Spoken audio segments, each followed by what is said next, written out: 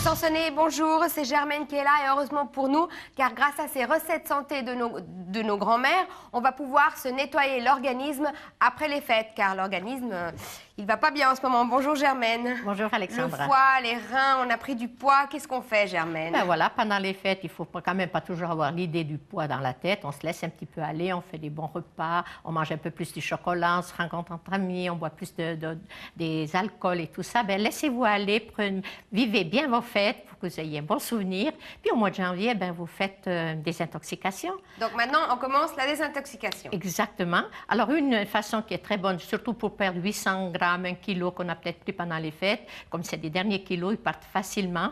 Il vous suffit de faire pendant 3 ou 4 semaines, 1 jour par semaine, vous faites un bouillon de légumes.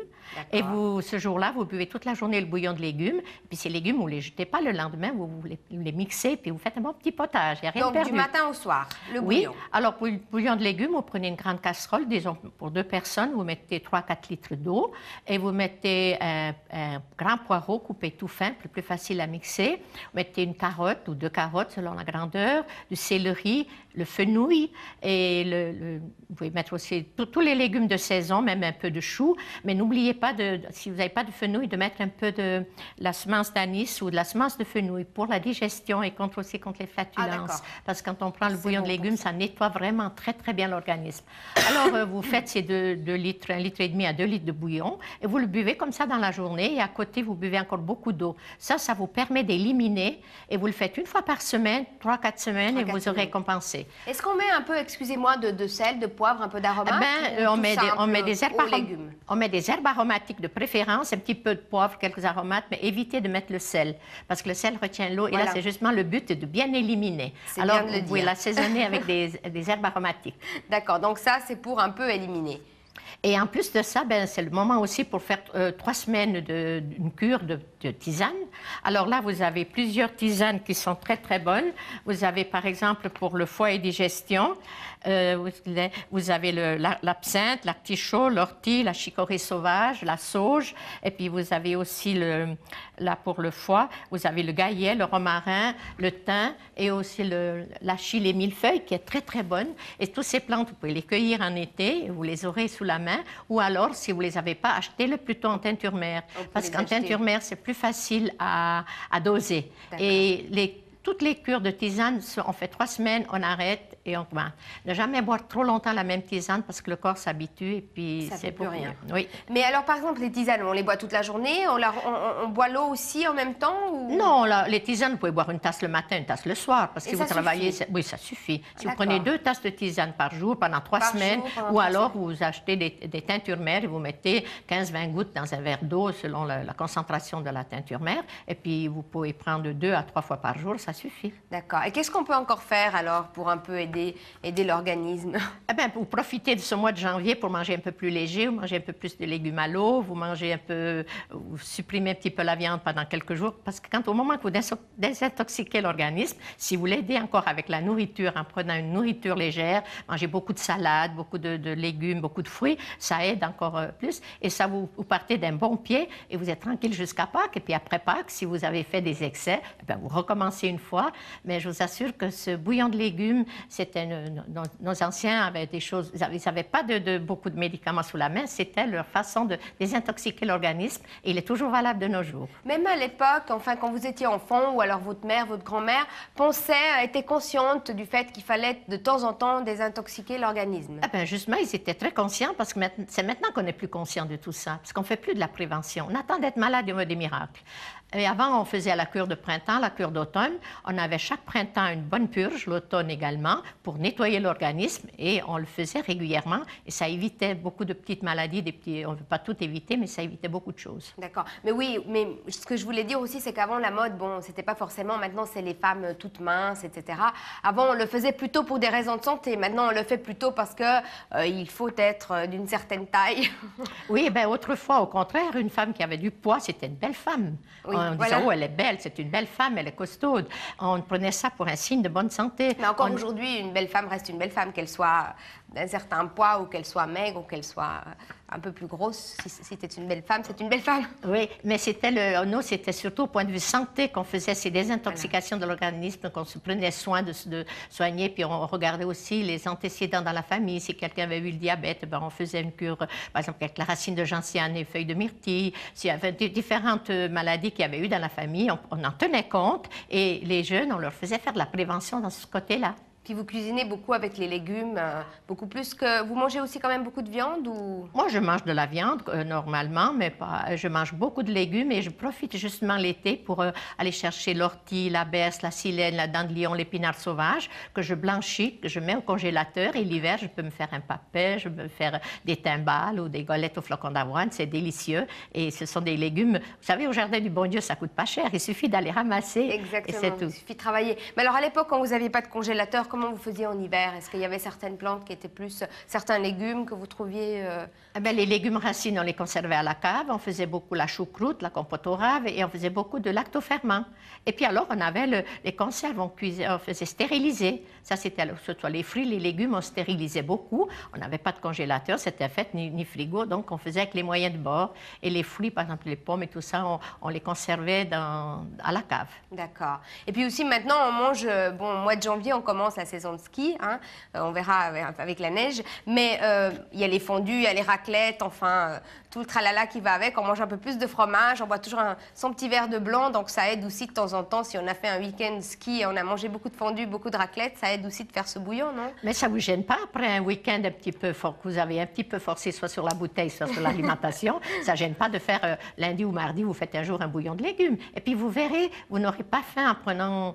Vous serez étonné, puis vous verrez comment vous vous sentez bien après, vous aurez envie de le refaire. Faible, on n'a pas la tête non, qui tourne. non. Bon, vous pouvez avoir des maux de tête, parce qu'au moment que les toxines s'éliminent, ça donne un petit peu des maux de tête, mais enfin, vous le savez pourquoi, vous le supportez, et puis c'est un jour, c'est vite passé. J'avais une question pour vous, parce que vous qui faites beaucoup de choses à base de plantes, bon, ça c'est... Est-ce que vous êtes pour le mélange des protéines, des choses comme ça, par exemple, mélanger légumes viande, d'accord, mais il ne faut pas mélanger avec les pâtes ou le riz, ou vous regardez pas ça? Non, mais par exemple, le jour qu'on fait des pâtes, je ferais peut-être une petite salade aussi, mais je ne fais pas légumes, oui, mais autrement, moi, je ne fais pas tellement attention, je ne fais pas du dissocié. Vous ne faites pas le dissocié, non, vous ne faites pas la viande, vous mangez la viande avec les pommes de terre? Oui, tout à fait. Moi, je n'ai jamais fait du dissocié, mais je reconnais que c'est une bonne chose et que ceux qui le font, je leur conseille de continuer. Ça aide quand même pour éliminer. Ça peut aider, Il faut quand même le dire que toutes les recettes que vous venez de nous dire, ces bonnes recettes de bouillon qu'on peut faire, se trouvent dans le livre « Recettes santé de nos grands-mères »,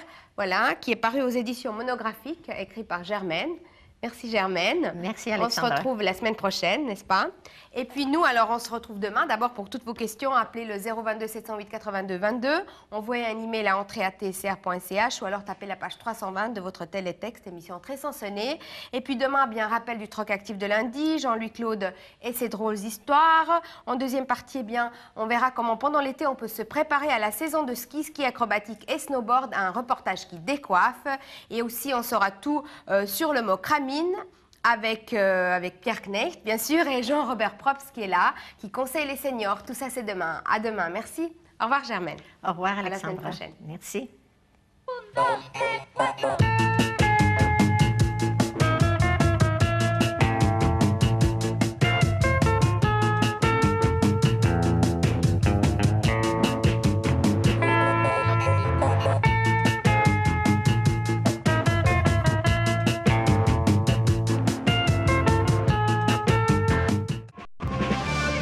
Entrée Sansonnée, bonjour tout le monde. Eh bien, c'est Germaine Cousin-Zermatten qu'on retrouve.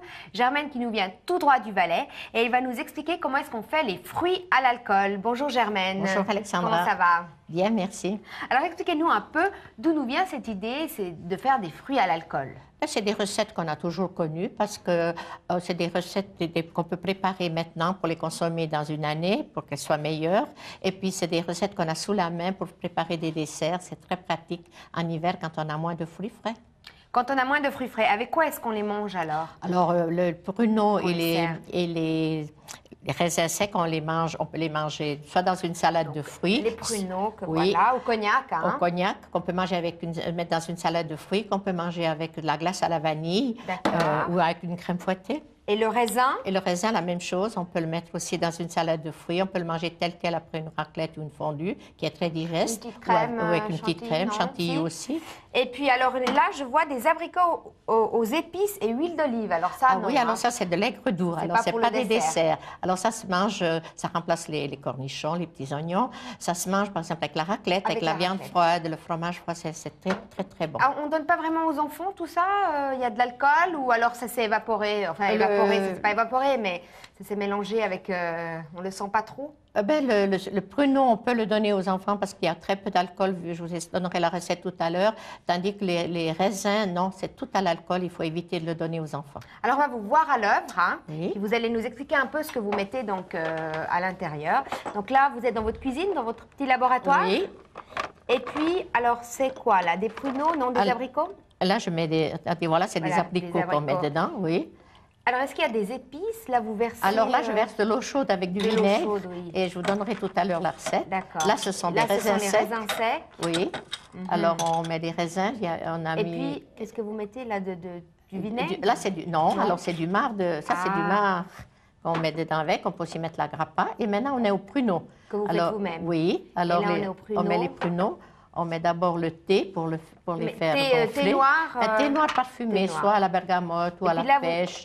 Et puis ensuite... là, vous avez des épices. Hein. Alors là, c'est le mélange des épices. C'est pour les abricots, alors. C'est pour les abricots. Oui, qu'est-ce que vous mettez comme épices? Alors, on a de la cardamome, du gingembre, de la coriandre. On peut mettre un peu aussi de la cannelle, un petit morceau de cannelle, un clou de girofle. Donc, selon les goûts, vous voyez, ça dépend. On peut le faire de différents... On peut l'assaisonner plus ou moins. D'accord. Et ensuite, on met l'huile d'olive dessus. Et c'est très important de le laisser reposer minimum une année pour qu'il soit vraiment bon.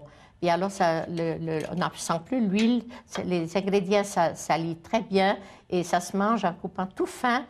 Et alors maintenant, on est de nouveau là au pruneau. C'est bien ça, alors, j'ai en train de mettre le cognac dedans parce que les pruneaux ont pompé tout le jus, donc le thé que j'avais mis. Puis alors, je vais peut-être goûter. Qu'est-ce que vous me conseillez? Raisins? Goûter les raisins. Je vais goûter les raisins. Ils sont très bons. Vous nous donnez la recette? Volontiers. Alors, pour le raisin, c'est très facile. On met les raisins secs dans le bocal. On peut mettre un zeste d'orange, un petit morceau de bâton de cannelle, un bâton de vanille, selon les goûts. Et puis ensuite, on met simplement du marc ou de la grappa. On ferme et on met de côté. Le principal, c'est de l'oublier pendant assez longtemps. Parce que sinon, vous sentez maintenant... Ça, c'est encore fort. C'est encore fort, mais si vous le laissez 10 mois, une année, il sera beaucoup... Plus vous le laissez longtemps, meilleur il sera, moins on sentira l'alcool. Ça doit être très bon avec une glace à la vanille, ça. Très bon, et aussi dans la salade de fruits, aussi simplement comme ça, avec le café. Ça redonne un peu plus de goût. Oui. Et puis alors, la recette pour les pruneaux au cognac? Alors, le pruneau au cognac, on prend des pruneaux secs, je fais une tasse de thé, je prends toujours du thé parfumé, ça peut être à la bergamote, à la pêche, selon votre goût, et vous mettez à la moitié de la hauteur de ce thé chaud, on tourne le bocal jusqu'à ce que tout le jus soit bien pompé, puis quand ils sont gonflés, à ce moment-là, on simplement met dedans le cognac et fermer, et c'est tout. Donc, c'est très facile à faire. Aussi une année, aussi une année de côté, le plus tard possible. Et puis les abricots, donc, alors, les abricots, on les fait gonfler avec moitié eau chaude et moitié vinaigre, parce que c'est de l'aigre doux.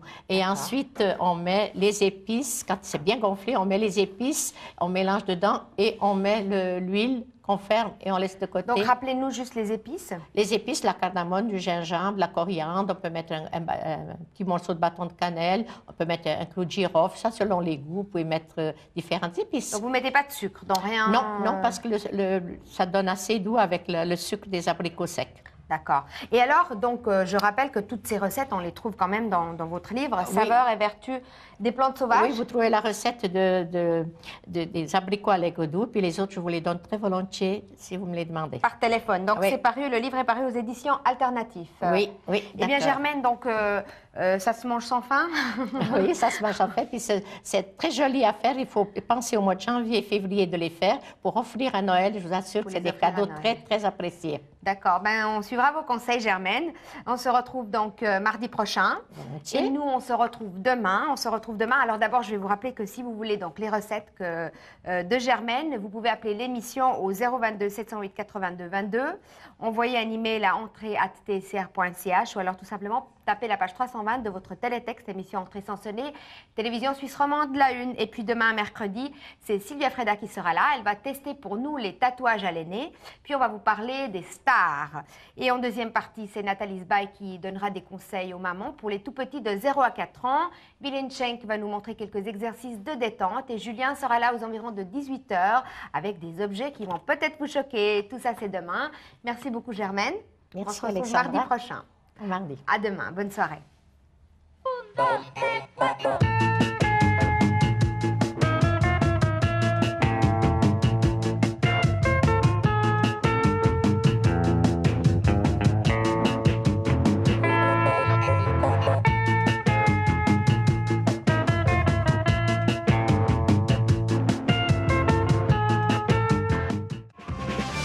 Entrée Sansonnée, salut tout le monde. Alors aujourd'hui, on va terminer cette série sur la nature avec Germaine Cousin en tout cas. Et on va parler de l'influence de la Lune au quotidien. Bonjour Germaine. Bonjour Alexandra. Alors la Lune nous influence sur beaucoup de choses. Par quoi est-ce qu'on commence?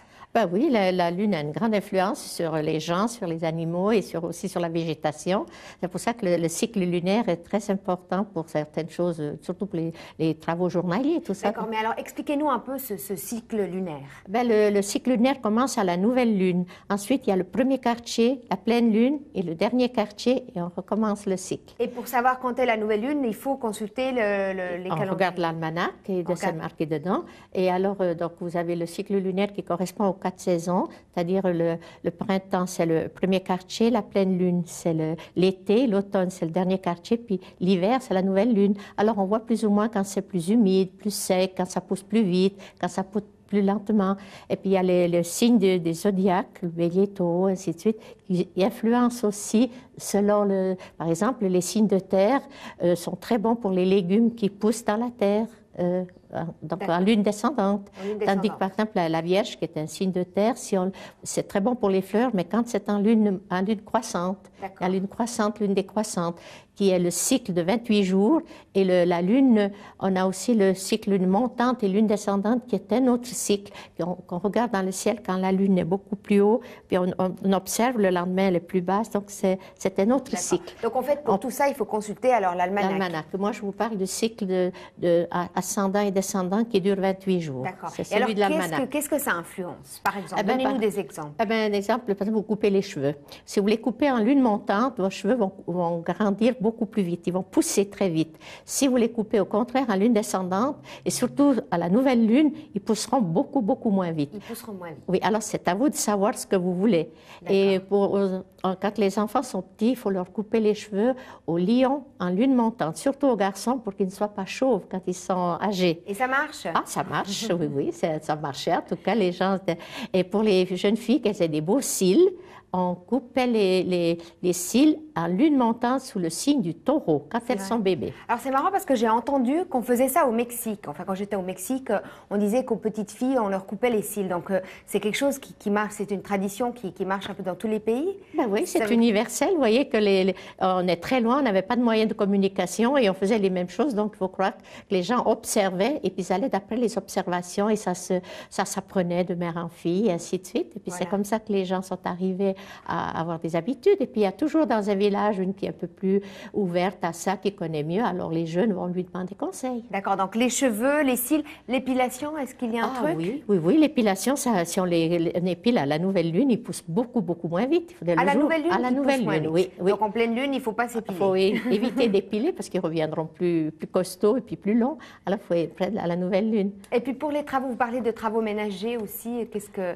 Eh bien, tout ce qui est en lune montante, c'est beaucoup plus sec. Alors, par exemple, vous faites des vitres, il ne faut pas laver les vitres au dernier quartier ou à la nouvelle lune parce que ça donne une humidité, surtout quand on ouvre les vitres, qu'il y a les doubles vitrages. Alors, il faut plutôt les laver en lune montante parce que tous les signes en lune montante, ils sont secs. Par exemple, les signes d'eau, en lune montante, sont très secs et en lune descendante, ils sont très humides. Vous avez un local d'une cave qui est très, très humide. Eh bien, vous prenez le signe du poisson, le cancer, et vous allez le frotter votre cave, frotter les murs avec un balai ou une brosse, juste 2-3 jours avant la pleine lune, et votre cave devient sèche. Donc, en signe de poisson ou de cancer, donc au mois de mars... Non. Il faut regarder chaque mois, vous avez qui recommence, alors ça peut être... C'est pas d'après l'horoscope, ça n'a rien à voir. Non, donc c'est-à-dire que l'horoscope, c'est différent. Tandis que là, tous les mois, vous avez 2 jours ou 3 jours d'un signe et ça change. Alors, vous regardez dans l'almanach et vous dites, ben voilà, c'est un signe d'eau et c'est en lune montante et ça vous rend la cave très sèche. Si au contraire, elle est une cave trop sèche, par exemple pour garder du fromage ou des légumes qu'on aimerait un peu plus d'humidité, elle est trop sèche, vous faites la même chose à la nouvelle lune. À la nouvelle lune. Alors là, les mêmes signes et à la nouvelle lune, et là, donne de l'humidité à la cave. Et qu'est-ce que vous faisiez d'autre alors comme travaux ménagers à la nouvelle lune ou à la pleine lune? Qu'est-ce qu'on peut regarde, faire par exemple, si vous fêtes des confitures et tout ça, il faut faire attention parce que si vous faites à la nouvelle lune, vous risquez qu'elle moisit plus facilement. Ah. C'est l'hiver, c'est logique, voilà. C'est logique. Alors plutôt les faire en lune montante vers la pleine lune, c'est beaucoup mieux. Pour filtrer les sirops aussi, c'est beaucoup mieux, moins de risque de fermentation. Pour beaucoup de choses, c'est comme ça. Et puis j'ai lu dans le livre lessive, on parle de lessive. Oui, alors la lessive, ça c'est très important. Si on lave le linge très peu sale à la nouvelle lune et à la pleine lune, donc les 6 jours de pleine lune et nouvelle lune, on évite de laver au premier quartier et on lave le linge très sale au dernier quartier. Parce qu'en lune montante, la lune agit sur l'eau qui retient les saletés et en lune descendante, ça les élimine. Et ça, j'ai fait l'expérience moi-même. Le linge lavé au dernier quartier est beaucoup plus net. Et si vous lavez en lune montante, quand vous regardez à la fenêtre, vous voyez encore des auréoles. Ça, j'ai fait l'expérience moi-même. Je veux bien vous croire, mais parfois c'est un peu difficile de comprendre parce que, bon, il y a les machines qui est bonne ou qui est mauvaise, mais il y a toutes ces lessives, on fait toutes ces publicités de lessive et normalement, ça devrait être tout le temps parfait. Donc, vous avez vraiment fait l'expérience? Non, j'ai fait l'expérience avec la même lessive. J'ai fait les mêmes tâches dans 2 serviettes différentes. Une que j'ai lavée en premier quartier, l'autre au dernier quartier. Et on voit nettement la différence. C'est incroyable, ça. Oui. Donc, moi, je ne peux pas vous expliquer le pourquoi, parce que la Lune agit sur l'eau. Il y a des phénomènes qu'on ne peut pas... Puis en Lune descendante, ça élimine. C'est pour ça que quand on fait des cures pour fortifier le corps, on les fait en lune montante. Quand c'est pour éliminer les maladies, on les fait en lune ascendante. Voilà, quand c'est la pleine lune, je crois, c'est le foie qui a tendance à prendre. Oui, parce qu'en lune montante et tout ça, à la pleine lune, on nettoie le foie, puis à la nouvelle lune, on nettoie les reins. Parce que la pleine lune agit sur le foie et la nouvelle lune agit sur les reins. À la nouvelle lune, on élimine l'eau, rétention d'eau, cellulite. J'ai lu tout ça dans vos ouvrages, c'est pour ça que je sais tout ça. Oui. Donc en fait, si on veut, par exemple, maigrir ou éliminer, si on a trop mangé... Et c'est pour ça que le bouillon de légumes fait en lune descendante, on a des bons résultats. En lune descendante, bouillon de légumes que vous avez donné la recette. Jour. Ça, on a des bons résultats parce qu'en même temps, vous avez la période d'élimination et puis un bon bouillon de légumes, jeûner ce jour-là vers la monodiète avec ça, c'est bon. C'est parfait, Germaine. Alors, je rappelle qu'il y a 3 ouvrages, donc Recettes santé de nos grands-mères, parus aux éditions monographiques. Aussi, Saveurs et vertus des plantes sauvages, voilà, aussi, paru aux éditions alternatives. Et puis le dernier ouvrage, L'influence de la lune au quotidien, dont on vient de parler, édition alternative, pareillement. Donc, vous trouvez toutes les recettes, tous les trucs, astuces de nos grands-mères dans ces 3 livres. Et puis, on aimerait aussi rappeler qu'il y a un séminaire que Germaine organise avec son fils Raymond Cousin, n'est-ce pas, chez vous, au Mayen? Oui, c'est au Mayen. On a un séminaire au printemps, on fait les plantes sauvages comestibles. Et juillet et août, on fait les recettes santé de nos grands-mères. On apprend à faire des pommades, des sirops, des alcoolats, des liqueurs, des apéritifs. Très intéressant. Donc, pour vous inscrire, pour obtenir les livres, etc., vous nous appelez au 022 708 82 22. Envoyez un email à entrée@tcr.ch ou alors tapez la page 320 de votre télétexte émission Entrée sans sonner. Merci beaucoup, Germaine. À très, très bientôt, j'espère. Et puis, on se retrouve demain donc, avec Sylvia Freda, avec les stars, avec Nathalie Sbaï qui va parler de la presse pour les enfants. Mylène Schenk sera aussi là avec quelques exercices. Et puis, on termine l'après-midi avec Julien demain. Merci, à demain. Merci, Germaine. Merci, Alexandra. Merci beaucoup pour tout.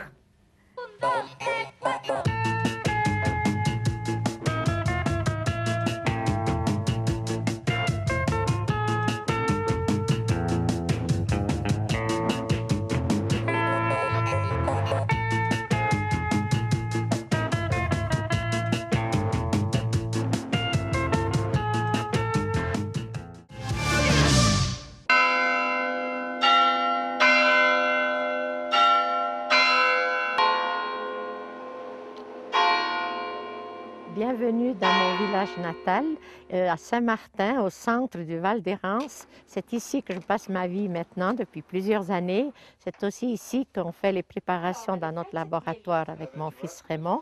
On fait des pommades, des sirops et des alcoolats avec des recettes ancestrales. Et maintenant, je vais vous raconter quelques histoires de chez nous. Je vais vous raconter le Noël de mon enfance, ici à l'église de Saint-Martin. C'était des Noëls merveilleux parce qu'on commençait déjà à préparer Noël dès le premier jour de l'Avent. Alors on commençait par répéter les chants de Noël, il y en avait un tas de chants, et toute la famille apprenait ces chants pour les chanter en chœur. Ensuite, il fallait préparer le sapin, ça se préparait aussi en famille. Comme on n'avait pas l'argent pour aller acheter des boules de Noël, ça ne se faisait pas.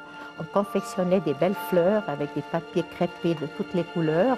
Alors ça prenait des soirées entières pour les préparer. On faisait aussi avec les épis de blé, on entourait de papier de chocolat de toutes les couleurs. C'était très très très joli, mais ça demandait du travail et c'était vraiment le travail qu'on faisait en famille. Tous les enfants se réjouissaient de cette période.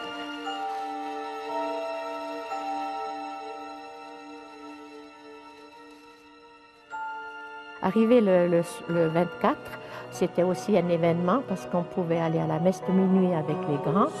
Et au retour de la messe, les adultes buvaient le vin chaud avec des biscuits. Et à nous, aux enfants, on nous donnait le sirop d'épices avec les biscuits. On passait de nous un bon moment ensemble. Ensuite, on mettait chacun allait mettre son soulier pour que quand le Père Noël arrive, qu'il trouve le soulier de chacun. Et le jour de Noël, on allait voir les cadeaux. Les cadeaux, à l'époque, c'était simple. C'était une orange, un pain d'épices et une poignée de cacahuètes. Mais c'était merveilleux parce que les oranges, tout le monde ne les avait pas. C'était encore une exception qu'on avait l'orange en plus. Généralement, c'était des cacahuètes et un pain d'épices. Ensuite, on se trouvait à table pour le petit déjeuner du jour de Noël. Là, on partageait une couronne de pain sucré. C'était vraiment quelque chose de délicieux avec une bonne tasse de chocolat. Et c'était aussi un festin parce que le reste des petits déjeuners le matin, c'était le petit lait avec du pain de seigle. Donc, on avait bien à manger, on était heureux, mais c'était quelque chose de très spécial qu'on avait le jour de Noël. Et alors après, bien sûr, on allait réciter toutes nos poésies devant la crèche. Je me souviens encore d'un que j'ai appris, j'avais 6 ou 7 ans. Je me souviens que ma sœur se tenait derrière avec le petit bout de papier pour me souffler quand je restais en panne. C'était le ciel est noir, la terre est blanche, cloche carillonnée gaiement. Jésus est né, la Vierge penche sur lui son visage charmant. Pas de coutil festonné pour préserver l'enfant du froid, rien que des toiles d'araignée qui pendent aux poutres du toit. Et pour le réchauffer dans sa crèche, l'âne et le bœuf lui soufflent dessus. Et dans notre petite tête d'enfant, on vivait cette scène. On voyait le bœuf et l'âne qui soufflaient sur le petit Jésus et on avait pitié de lui. On disait que c'était quand même mal fait, que personne n'a pris soin de lui, que si c'était maintenant, on ne le laisserait pas voir Jésus avoir froid. Et c'était vraiment quelque chose de très, il faut dire ça, de très vivant. Et on vivait ce Noël avec une intense joie qu'on n'a plus l'occasion maintenant vu que tout est modernisé.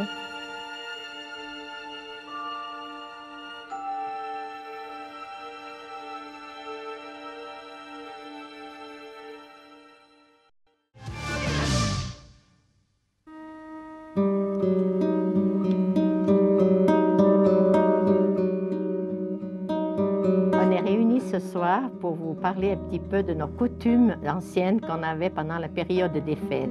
Alors il y avait une coutume qui disait que les 12 jours du 25 décembre au 6 janvier, ce sont les 12 jours saints. Ça veut dire que les rêves que l'on fait ces 12 soirs, ce sont les prémonitions pour le mois à venir. Le rêve du 25 décembre, ce sera ce qui vous arrive en janvier. Le rêve du 6 janvier, ce qui arrivera en décembre.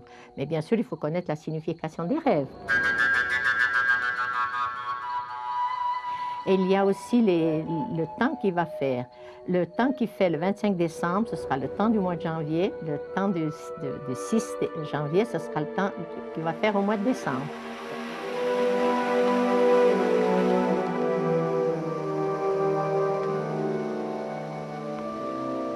C'était interdit dans l'année de dire les tarots, de faire les jeux de cartes, les jeux de divination étaient absolument interdits par l'Église, mais il y avait une exception, c'était le soir des rois, à condition d'avoir fait de la méditation pendant ces 12 jours, on avait le droit de dire l'avenir avec ces gobelets et ces objets que j'ai là devant moi. Je demandais à une personne de sortir, je vais changer un petit peu les pièces pour qu'elle ne sache pas lesquelles sont dessus, puis je vais lui dire ce qui va arriver, les grandes lignes de ce qui va lui arriver dans l'année. Alors il a dit.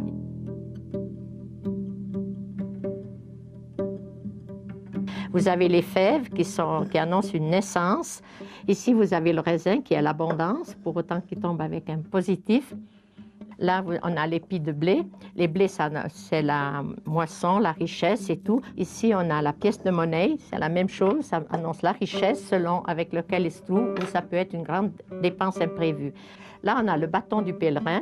Ça annonce une année dure. Ça peut être la dispute. Là, le charbon. C'est l'un des plus mauvais signes parce que l'annonce peut annoncer une maladie grave. Ça peut même annoncer un décès.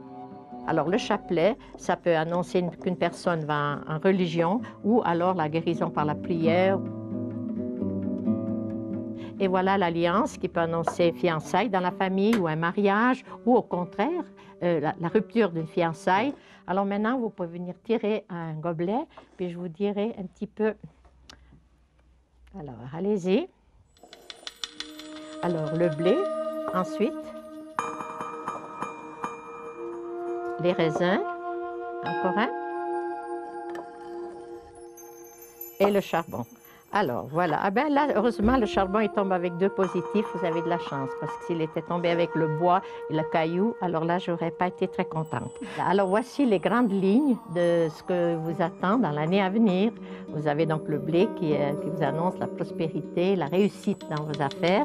Les raisins qui, eux aussi, c'est quelque chose de merveilleux. Malheureusement, il y a le charbon qui est sorti en dernier. Ça veut dire que pour bien réussir tout ça, vous devez mettre de l'eau dans votre vin. Mais ne prenez pas les choses trop au sérieux, parce que ce soir, ce n'est pas le 6 janvier. Et c'est seulement le 6 janvier qu'on a l'inspiration voulue pour vous dire exactement ce qui se passe. Et nous nous retrouverons le 6 janvier. Et là, je pourrai vous dire tout ce qui vous attend pour l'année à venir.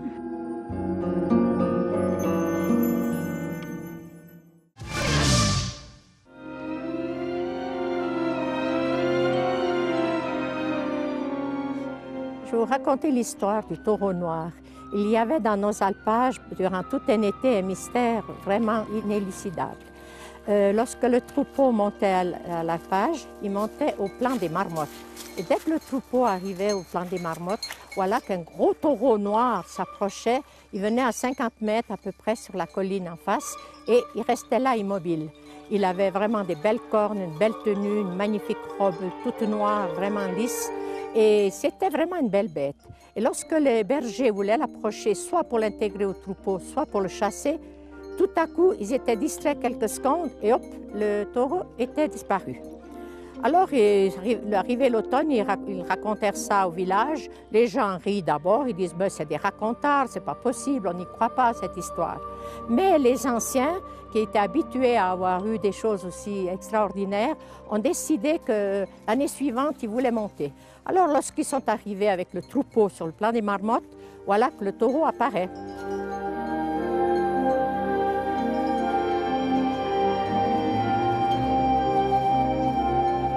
Et là, il y avait tous les notables du village. Il y avait le président avec ses grosses moustaches. Le président le regarda et dit « Oui, c'est une bête splendide, on va aller l'approcher ». Alors le président avança le premier, les autres le suivirent, et tout à coup, un obstacle invisible lui coupa la route et il tomba de tout son long. Alors on s'empressa de le relever et on entendit un éclat de rire se perdre au lointain. Le président s'est fâché. « Vous n'avez pas la peine de rire, ça peut arriver à mon âge de tomber ». Alors, tout le monde lui dit « Mais ce n'est pas nous n'avons pas ri ». « Comment? J'ai bien entendu rire, mais non, on n'a pas ri ». Quand il a repris ses esprits, il dit « Mais il est où le taureau? Il a disparu ». Alors il dit « C'est quand même bizarre, il y a quand même du surnaturel là-dedans, ce n'est pas quelque chose de normal. Il faut absolument qu'on fasse quelque chose ». Et tout à coup, il dit « Oui, il faut descendre chez les Capucins ».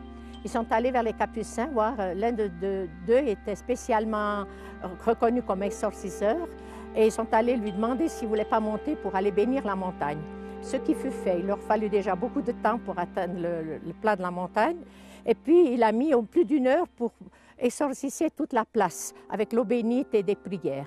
Et quand il eut fini, il leur dit, maintenant, soyez-en sûrs, soyez tranquilles, vous ne reverrez plus le taureau. Mais voilà que la saison de l'été prochain, quand ils sont arrivés au plan des Marmottes, le taureau était de nouveau là. Alors, le maître vacher, il a dit, non, ça ne va pas. Il prit l'initiative de descendre lui-même au couvent des Capucins, expliquer aux Capucins que le taureau était toujours là. Alors, le Capucin l'écouta. Et tout à coup, il sortit de la pièce et il revint avec un tout petit paquet de bénis. Il lui dit, ça c'est un béni tout à fait spécial. Si avec ça, ton taureau ne disparaît pas, alors je ne peux plus rien faire. Alors le maître vacher retourne au plan des Marmottes avec son troupeau. Le taureau est là. Et lui s'avance fièrement tenant le béni dans sa main. Et cette fois, il ne disparaît pas. Il est arrivé tout près, il prend son bâton, il dit, allez, va-t'en, va-t'en. Et le taureau lui dit, oh, doucement, doucement, pas comme ça. Puis il dit, comment? Tu parles, toi? Un taureau qui parle, depuis quand? Alors il dit, oui, je vais te raconter quelque chose, mais promets-moi de le dire à personne. Je suis Jérémie Deschaux, tu as sûrement entendu parler de moi. J'ai été pendant 20 ans, j'ai été domestique dans la montagne et je faisais du bon fromage. Mais le diable m'a incité à en cacher quelques-uns dans une cachette secrète. Et après l'alpage, je remontais la nuit les rechercher. Personne ne s'est aperçu de rien. Mais de l'autre côté, tous les fromages que j'ai volés étaient bien inscrits dans le grand livre. Et en punition de ces vols, on me fait venir ici tous les étés dans l'état que tu vois. Et combien de temps? Oh ben, ça peut durer des siècles, à moins que quoi? À moins que tu m'aides, tu fasses quelque chose pour moi. Mais que puis-je pour toi? Elle a dit, eh ben, tu vas choisir un beau mélèze et tu vas tailler dedans une belle croix en mélèze que tu la plantes ici où nous sommes. Et ensuite, tu fais monter le curé le jour de l'Assomption pour dire la messe ici et là, mon âme sera sauvée. Oh, c'est pas bien difficile, ça peut se faire. Et dès le lendemain, il s'est mis à tailler dans le bois et il a fait une magnifique croix qu'il a plantée au-dessus du plan des Marmottes. Il va trouver le curé, puis il lui dit, écoutez, monsieur le curé, il faudrait dire la messe là-haut. J'ai promis de dire une messe au pied de la croix. Le curé l'a dit, ah non, non, non, non, des messes en plein air, non, non, pas du tout, parce que dans ces temps-là, ce n'était pas l'habitude encore de dire les messes en plein air. Puis le berger insista, si, il faut venir, j'ai promis. Mais tu as promis à qui? Ah, ça, je ne peux pas le dire. Ça, c'est un secret. Alors, devant tant d'insistance, le curé a quand même fini par monter, dire la messe, et tous les bergers des alentours sont venus se joindre à eux. Puis c'était une journée d'été magnifique, le ciel était si bleu qu'on aurait cru que les anges l'avaient lavé durant la nuit. À la fin de la messe, le berger a cru voir un oiseau blanc qui montait verticalement vers le ciel. C'était peut-être une illusion, mais en tout cas, on n'a plus jamais revu le taureau dans cet endroit.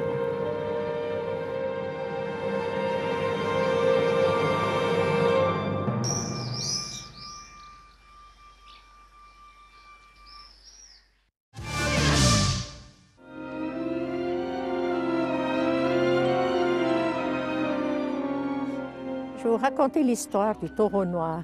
Il y avait dans nos alpages, durant tout un été, un mystère vraiment inélucidable. Lorsque le troupeau montait à l'alpage, il montait au plan des Marmottes. Et dès que le troupeau arrivait au plan des Marmottes, voilà qu'un gros taureau noir s'approchait. Il venait à 50 mètres à peu près sur la colline en face et il restait là immobile. Il avait vraiment des belles cornes, une belle tenue, une magnifique robe toute noire, vraiment lisse. Et c'était vraiment une belle bête. Et lorsque les bergers voulaient l'approcher, soit pour l'intégrer au troupeau, soit pour le chasser, tout à coup, ils étaient distraits quelques secondes et hop, le taureau était disparu. Alors, arrivé l'automne, ils racontèrent ça au village. Les gens rient d'abord, ils disent ben, « c'est des racontards, c'est pas possible, on n'y croit pas à cette histoire ». Mais les anciens, qui étaient habitués à avoir eu des choses aussi extraordinaires, ont décidé que l'année suivante, ils voulaient monter. Alors, lorsqu'ils sont arrivés avec le troupeau sur le plan des Marmottes, voilà que le taureau apparaît.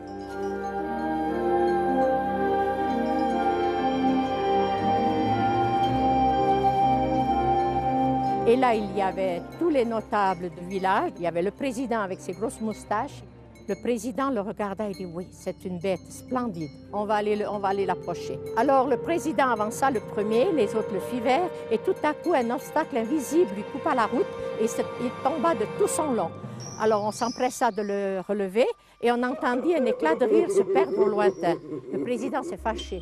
vous n'avez pas la peine de rire. Ça peut arriver à mon âge de tomber. Alors, tout le monde lui dit, mais c'est pas nous n'avons pas ri. Comment? J'ai bien entendu rire, mais non, on n'a pas ri.